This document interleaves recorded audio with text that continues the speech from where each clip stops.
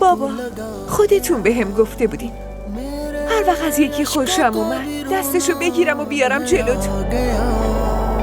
دنیا में क्या बाकी रहा. آقا من میخوام با هوری ازدواج کنم.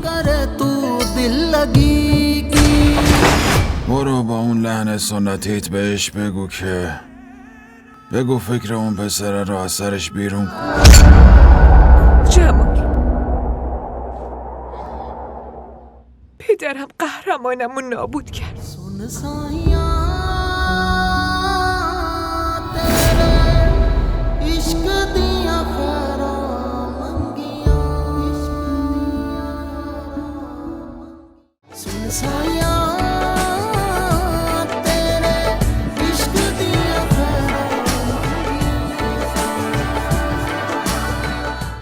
ربیه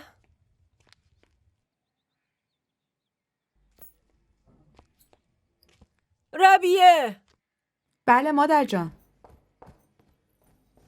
زنگ بزن. مادر جان همین چند دقیقه پیش تماس گرفتم.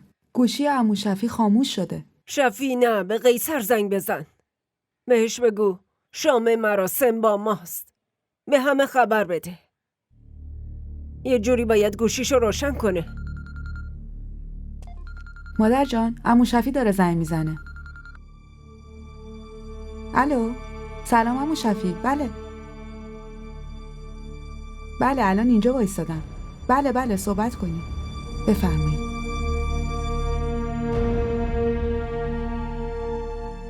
بله پسر. مامان من همیشه درگیره. از بچگی از این موضوع ناراحته که چرا به جای اینکه با اون حرف بزنم با بابام حرف میزنم. خودش خبر نداره ولی من که میدونم الان رفته با بابام دعوا کنه.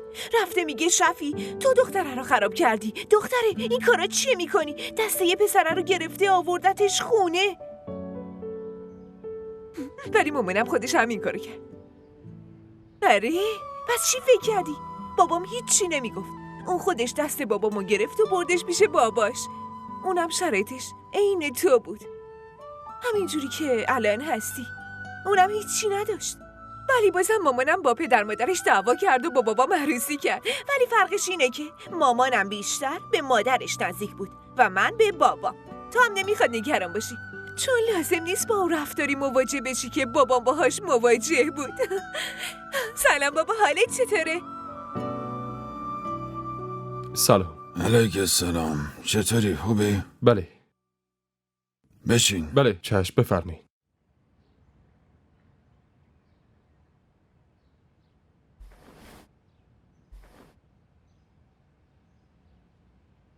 درسات چطورن؟ خوبن آقا. چند وقت دیگه امتحان داریم. یکم سرم شلوغه. خوبه.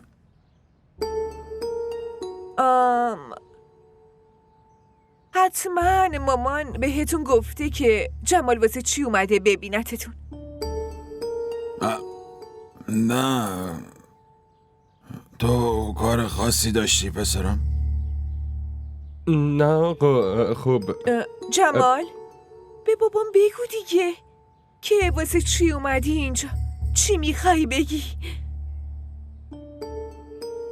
آقا موضوع اینه که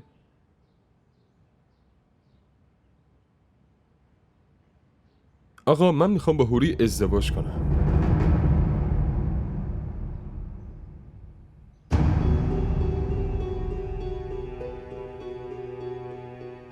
بابا تو چه آدم احمقی هستی.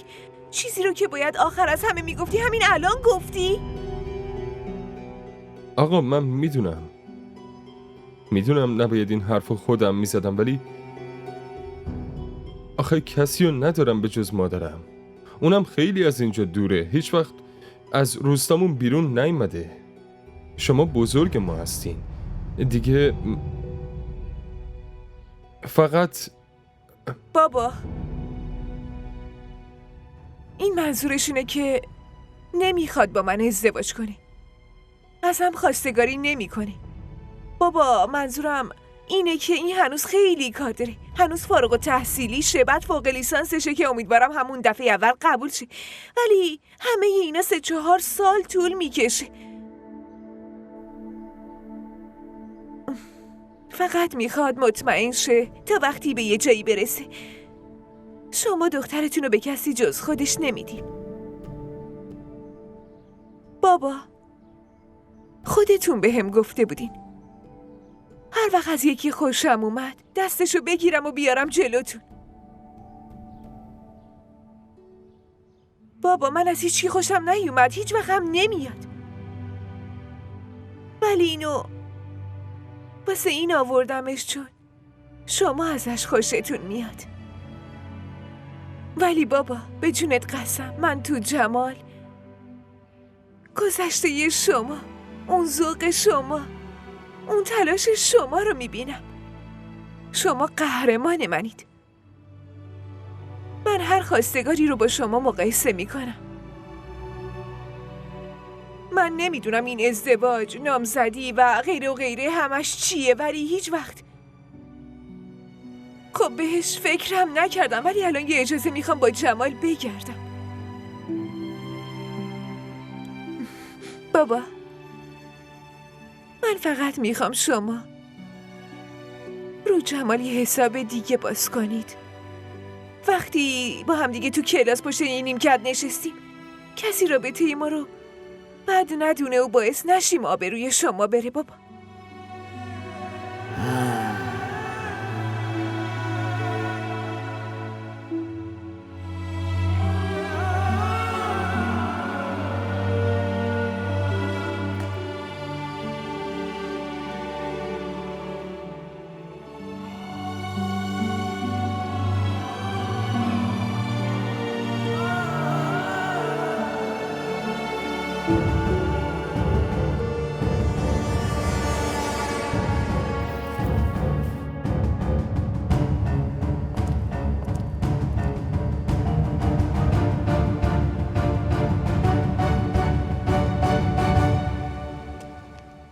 الان بگو دیگه دختر.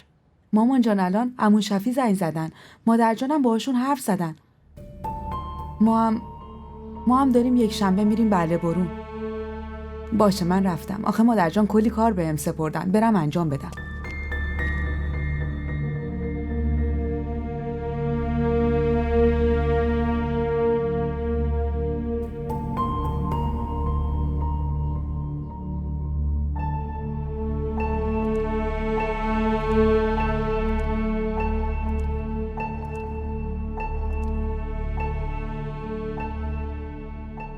کار خوبی نکردی شهلا.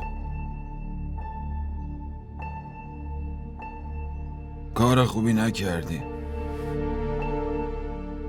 مگه من چی کار کردم؟ من به این چیزا کاری نداشتم تا اینکه تو کوکم کردی. تو خودت تصمیمتو گرفته بودی، بعد داری میندازی گردن من؟ آخه اومدی مثل مادر سنتی به هم گفتی که دسته پسره رو گرفته و آورده. تو منو تبدیل به یه پدر سنتی کردی شهلا. منم به جای این که برم عشقمو بغل کنم به فکر آبروم افتادم. چی؟ مگه بهش چی گفتی؟ هیچی. هیچی؟ آره هیچی.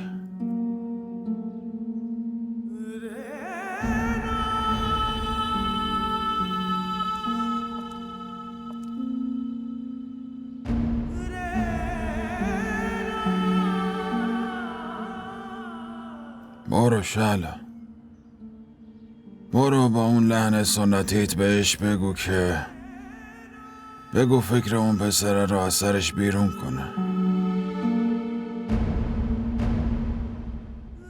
برو.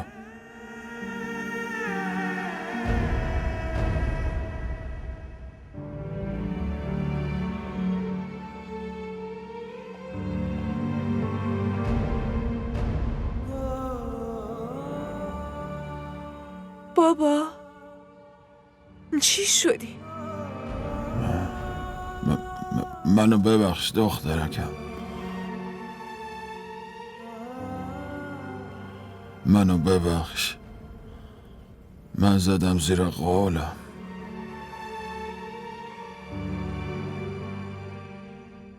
شرمندم.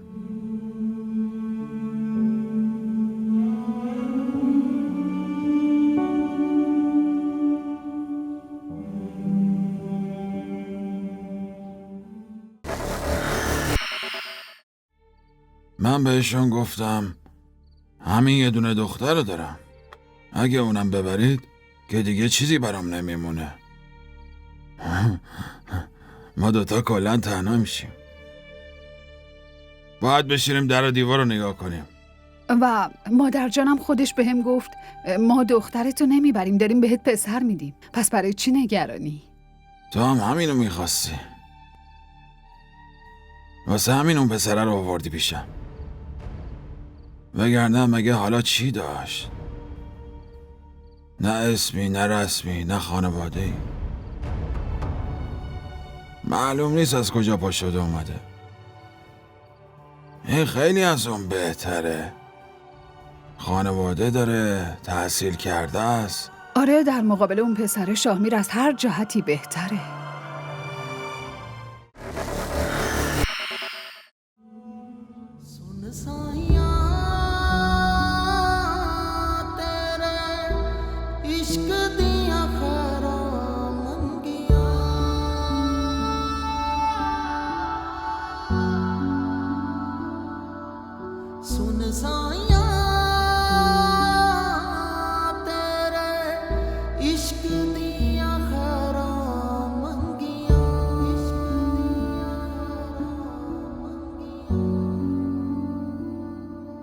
جمال،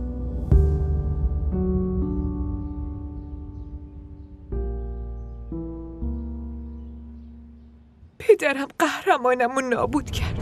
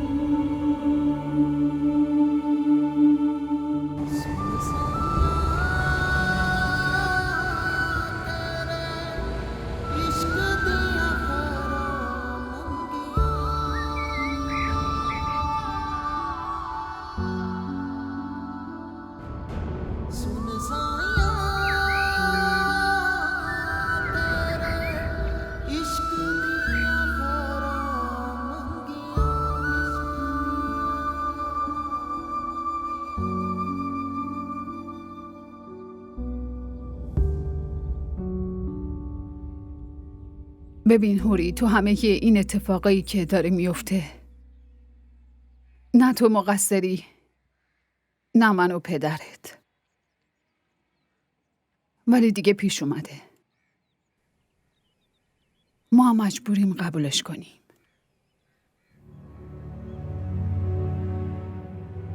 من خودمم خیلی ناراحتم. بابات که حالش از هممونم بدتره. تو این 4-5 روز حتی یه لقمه غذا هم نخورده. اونی که به کوچکترین خواسته های تو اهمیت میداد. آخه واقعا امروز چطور میتونه تو رو توی این حال ببینه؟ اینا همش قسمته. همش رو پیشونی آدم نوشته شده. خودت هم خوب میدونی که نمیشه با قسمت جنگید. باید مصلحت خدا بدونی و قبولش کنی. ببین عزیز دلم، از این به بعد باید زندگی تو با این آدما بگذرونی. امروز اولین برخوردیه که میتونی باشون داشته باشی. هر رفتاری که از خودت نشون بدی، تا آخر عمرت با اون میشناسنت. اینا به کوچکترین مسائلم اهمیت میدن. هم جونشونو میدن هم ممکنه براش جون بگیرن. لطفاً توی این مراسم سعی کن یه ذره خوددار باشی، وگرنه کل زندگیت به خاطر این رفتارت بهت متلک میندازن. خواهشاً اشک نریز.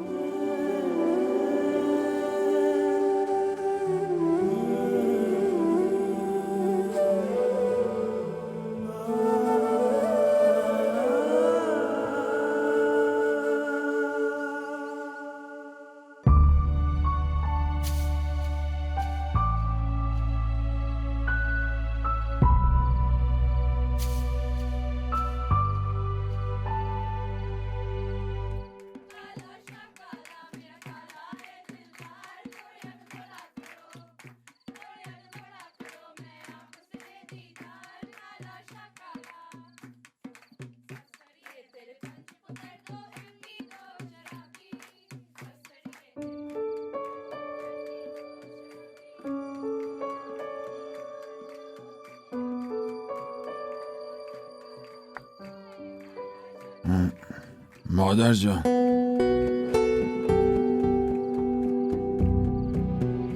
مادر جان، بله پسرم. من همین یه دختر رو دارم، به جز اون دیگه هیچی ندارم. خب تو دیگه چی میخوای؟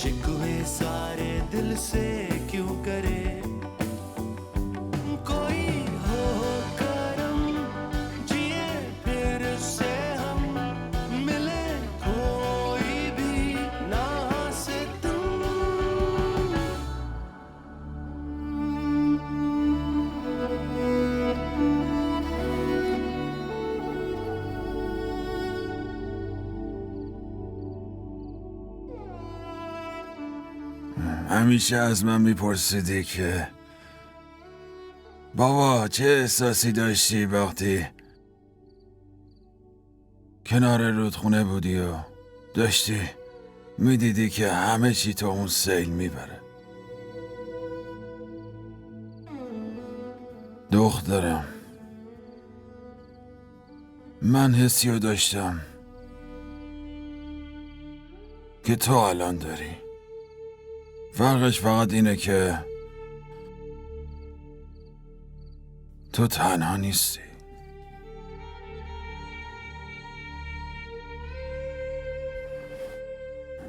ببین دخترم، من این ازدواج رو با کلی شرط و شروط قبول کردم. نه مشکلی برای درست پیش میاد، نه برای کار کردنت، نه برای زندگیت.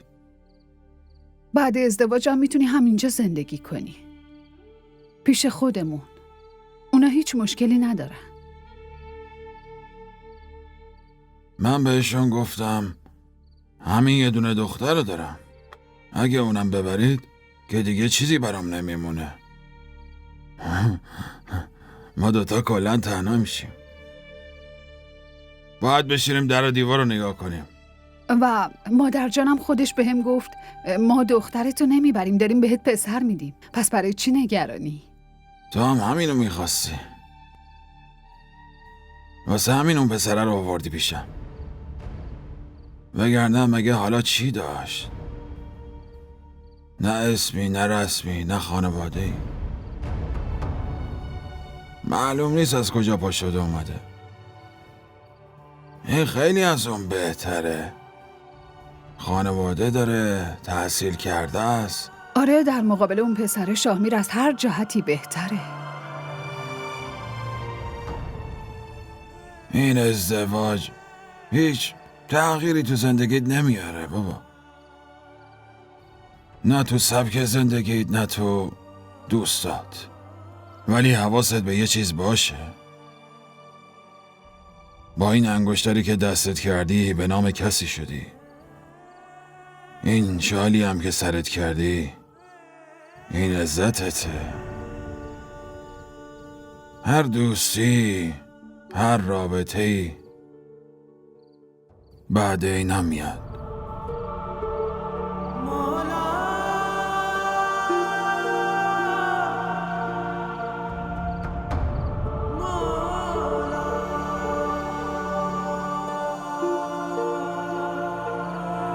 شعلا، بیا بریم.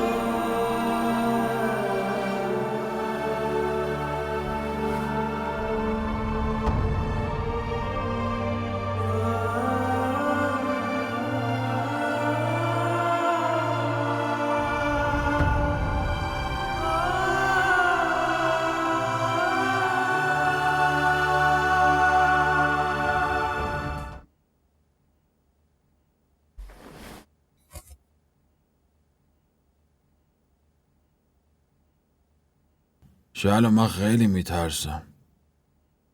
آخه از چی؟ از سکوت هوری. هیچی نمیگه. همینطوری نشسته. قبلا برای هر چیزی جیغ و داد میکرد، قهر میکرد. شکایتش از منو پیش تو می آورد. حالا شکایت باباشو پیش کی ببره؟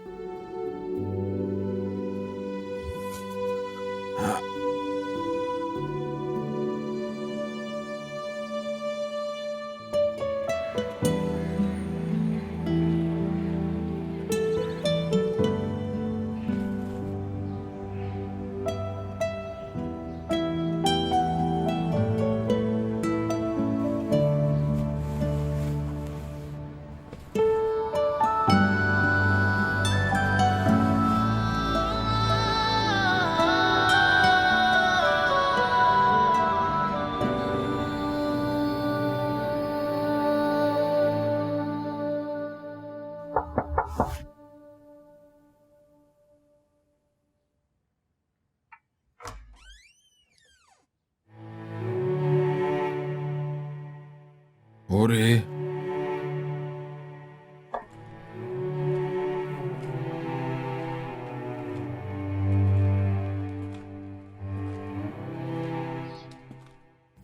هوری، من دارم 1-2 روز میرم اسلام آباد.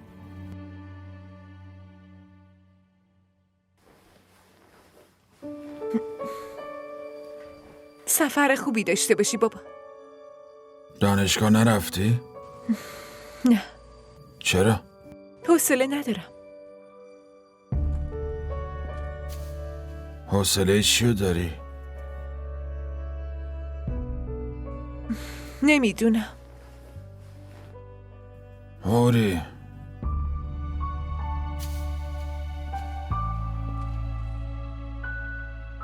نمیدونم که تا چه حد بهت بد کردم بابا، ولی بگو، حرف بزن با هم.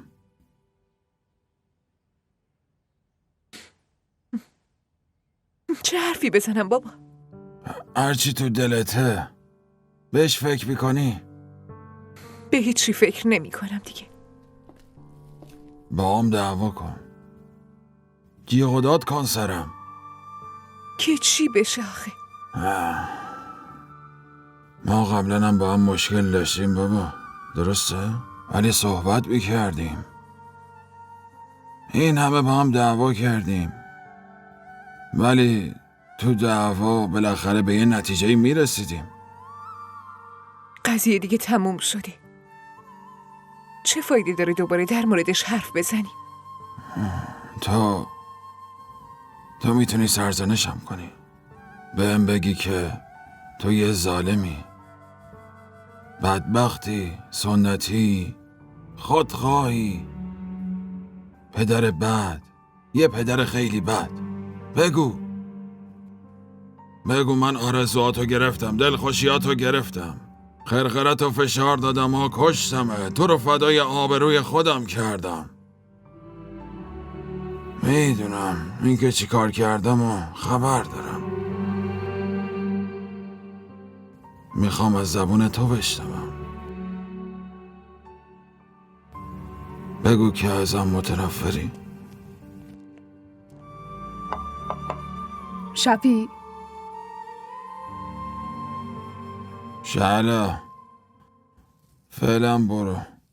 یه حرفایی رو باید به هوری بگم. خب جمال اومده.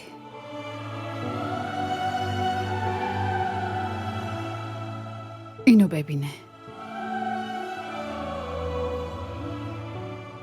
هوری،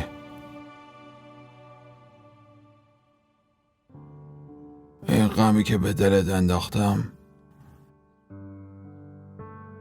اگه برای یکی دیگه تعریفش کنی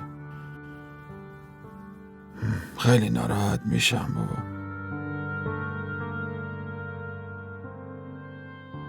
هیچ صدایی از قبر در نمیاد. حالا هر کی میخواد بالا سرشون بشینه.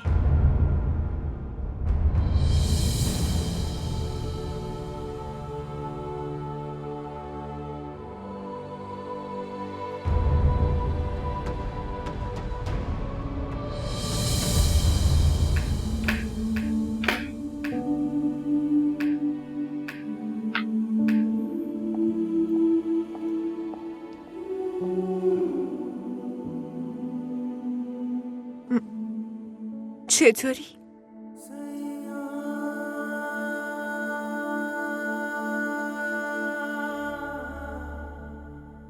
تو چطوری؟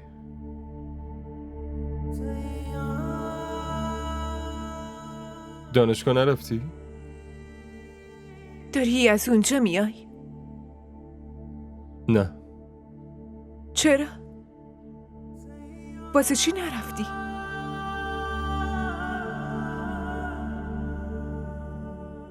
من دیگه نمیتونم، ولی تو ادامه بده دیگه.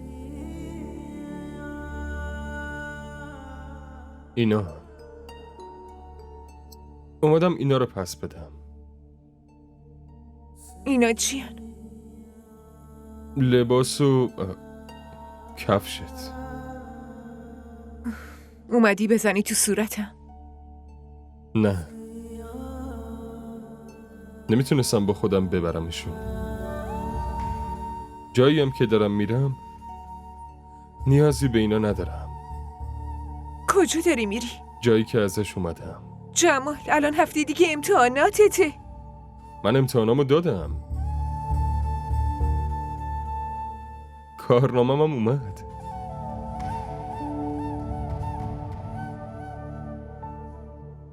پاس نشدم. دیوونه نشو. واسه چی داری آینده‌تو خراب میکنی؟ من بازیگر دوره‌گرد نیستم که از یه شهر در بیام و توی شهر دیگه نمایش بازی کنم. سنگ کوهستانم که وقتی یه بار از جای خودش لیز بخوره دیگه هیچ وقت بر نمیگرده. این ویدیو رو لایک کنید، کانالمون رو سابسکرایب کنید تا از سریال های جدیدمون هم آگاه باشید.